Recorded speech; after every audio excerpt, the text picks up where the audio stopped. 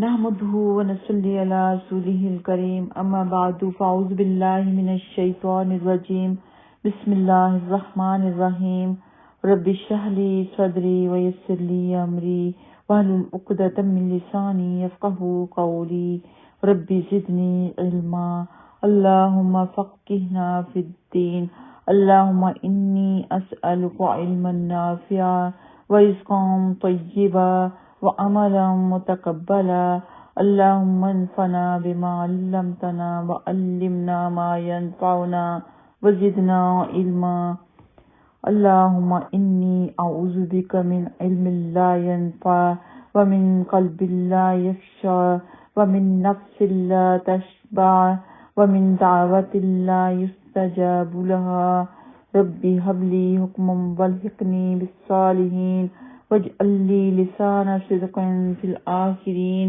اللهم اجعل في قلبي نورا وفي لساني نورا وفي سمعي نورا وفي بصري نورا ومن فوقي نورا ومن تحتي نورا وعن يميني نورا ومن شمالي نورا ومن أمامي نورا ومن خلفي نورا واجعل في نفسي نورا وعظم لي نورا وعظم لي نورا واجعل لي نورا واجعلني نورا ربي يسر ولا تؤثر وتمم بالخير آمین یا رب العالمین۔ السلام علیکم ورحمۃ اللہ وبرکاتہ۔ اللہ سبحانہ تعالیٰ کا بے حد و حساب شکر ہے کہ اللہ سبحانہ تعالیٰ نے ہمیں دین کے لیے چنا، دین کے لیے ہمیں خاص کیا، آپ لوگوں کو بھی خاص کیا، مجھے بھی اللہ سبحانہ تعالیٰ نے اس نام سے نوازا۔ آئیے میری پیاری بہنوں، ہم مل کر دعا کرتے ہیں کہ اللہ سبحانہ تعالیٰ ہمیں دین سے بھی جوڑے رکھے اور دین کی وجہ سے ہمیں آپ لوگوں کے ساتھ اور آپ لوگوں کو ہمارے ساتھ جوڑے رکھے، ہمارا سفر اسی طرح ہمیشہ قائم و دائم رہے۔ اللہ سبحانہ تعالیٰ ہم سب سے راضی ہو جائے۔ تو جیسے آپ لوگوں نے امر بالمعروف اور نہی عن المنکر میں میرا ساتھ دیا، میری حوصلہ افزائی کی، جس کی وجہ سے میری انرجی بہت زیادہ بڑھ جاتی ہے الحمدللہ۔ اب آپ لوگوں سے امید کرتی ہوں کہ توحید کے مسائل کے اوپر ہم کتاب پڑھنے جا رہے ہیں شیخ اقبال گیلانی کے، اللہ سبحانہ تعالیٰ انہیں جنت الفردوس میں جگہ عطا فرمائے، ان کے درجات بلند فرمائے۔ ان کی ہر ایک کتاب سے ہمیں بہت زیادہ رہنمائی ملتی ہے، تو جہاں جہاں زیادہ وضاحت کی ضرورت ہوگی وہاں میں وضاحت کروں گی۔ تو انشاءاللہ تعالیٰ پڑھتے ہیں اللہ سبحانہ تعالیٰ کی تعریف کے ساتھ الحمدللہ رب العالمین الرحمن الرحیم، اور درود پاک بھی پڑھ لیتے ہیں۔ اللہم صلی علی محمد وعلی آل محمد کما صلیت علی ابراہیم وعلى آل إبراهيم إنك حميد مجيد اللهم بارك على محمد وعلى آل محمد كما باركت على إبراهيم وعلى آل إبراهيم إنك حميد مجيد۔ ہماری زندگی کلمہ توحید سے شروع ہوتی ہے اور کلمہ توحید پر ہی ختم ہوتی ہے۔ ہر ایک مسلمان دعا کرتا ہے کہ ہمارا جو خاتمہ ہو وہ کلمہ توحید پر ہو، لا الہ الا اللہ محمد رسول اللہ صلی اللہ علیہ وسلم پر ہو، ایمان کے ساتھ ہم سب کا خاتمہ ہو۔ جس کا خاتمہ جس چیز کے اوپر ہوتا ہے تو اسی حالت میں انسان کو حشر والے دن اٹھایا جائے گا۔ بچہ پیدا ہوتا ہے تو شروع میں ہی ہم سب سے پہلے اسے کلمہ توحید سکھاتے ہیں، اور جب اس کا آخری وقت ہوتا ہے تب بھی ہم اسے کلمہ توحید کی ترغیب دیتے ہیں۔ سب اس کے سامنے کلمہ توحید پڑھتے ہیں تاکہ اس کا خاتمہ کلمہ توحید کے اوپر ہو جائے۔ قیامت کے روز انسان کی نجات کا انحصار دو باتوں پر ہوگا، نمبر 1 ایمان اور نمبر 2 عمل صالح، نیک عمل۔ ایمان سے مراد اللہ سبحانہ تعالیٰ کی ذات پر ایمان، رسالت اور آخرت پر ایمان، فرشتوں اور کتابوں پر ایمان، اچھی یا بری تقدیر پر ایمان۔ نبی پاک صلی اللہ علیہ وسلم کا ارشاد مبارک ہے، ایمان کی 70 سے زیادہ شاخیں ہیں، ان میں سے سب سے افضل لا الہ الا اللہ کہنا، یعنی ایمان کی بنیاد کلمہ توحید ہے۔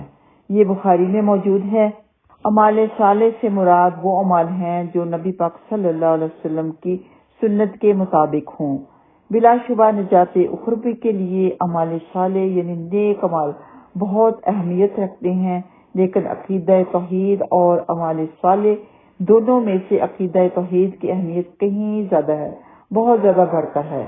نیک عمل اپنی جگہ، لیکن توحید کا عقیدہ رکھنا بہت زیادہ اہمیت رکھتا ہے۔ ہمیں چھوٹے چھوٹے شرکوں سے، بڑے بڑے شرکوں سے سب سے بچنا ہے۔ قیامت کے روز عقیدہ توحید کی موجودگی میں اعمال کی کوتاہیوں اور لغزشوں کی معافی تو ہو سکتی ہے، لیکن عقیدے میں بگاڑ، کافرانہ، مشرکانہ یا توحید میں شرک کی آمیزش کی صورت میں زمین و آسمان کی وسعتوں کے برابر صالح اعمال بھی بیکار و عبث ثابت ہوں گے۔ سورۃ آل عمران میں اللہ سبحانہ تعالیٰ فرماتا ہے کہ کافر لوگ اگر روئے زمین کے برابر بھی سونا صدقہ کریں تو ایمان لائے بغیر ان کا یہ صالح عمل اللہ کے ہاں قبول نہیں ہوگا۔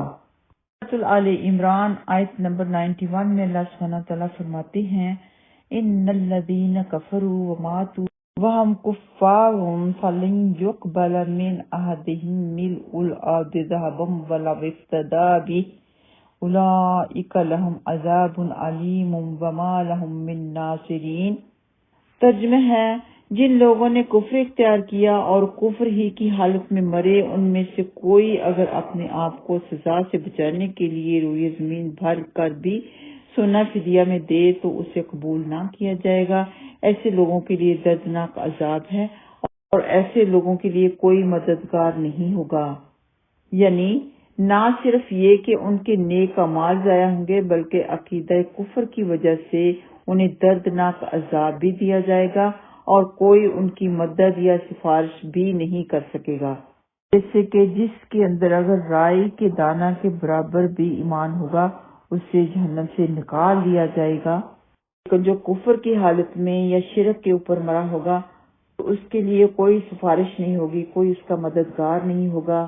اور سورۃ الانعام میں انبیاء کرام کی مقدس جماعت حضرت ابراہیم علیہ السلام، حضرت اسحاق علیہ السلام، حضرت یعقوب علیہ السلام، حضرت نوح علیہ السلام، حضرت داؤد علیہ السلام، حضرت سلیمان علیہ السلام، حضرت ایوب علیہ السلام، حضرت یوسف علیہ السلام، حضرت موسیٰ علیہ السلام، حضرت ہارون علیہ السلام، حضرت زکریا علیہ السلام، حضرت یحییٰ علیہ السلام، حضرت اسماعیل علیہ السلام، حضرت یسع علیہ السلام، حضرت یونس علیہ السلام اور حضرت لوط علیہ السلام کا ذکر خیر کرنے کے بعد اللہ سبحانہ تعالیٰ کا ارشاد مبارک ہے۔